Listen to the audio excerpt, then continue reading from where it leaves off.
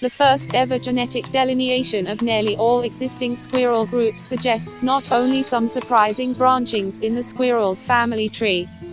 The study also reveals strong evidence that geological and climatic change influenced how their ancestors evolved and spread over 36 million years from just one part of ancient North America to nearly all of today's world.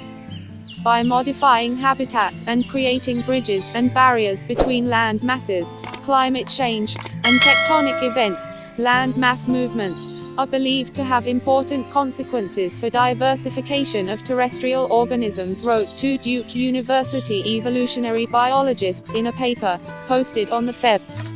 20, 2003 edition of Science Express, the online version of the journal Science.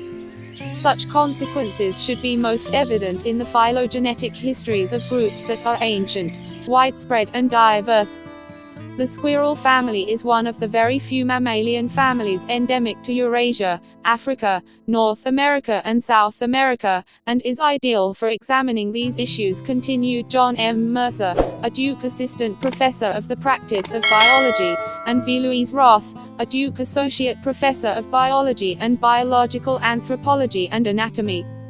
In research supported by the National Science Foundation and Duke, Mercer and Roth analyzed DNA differences among 50 of the 51 present-day squirrel genera to deduce their interrelationships, leaving out only one Indian flying squirrel that is too rare to study.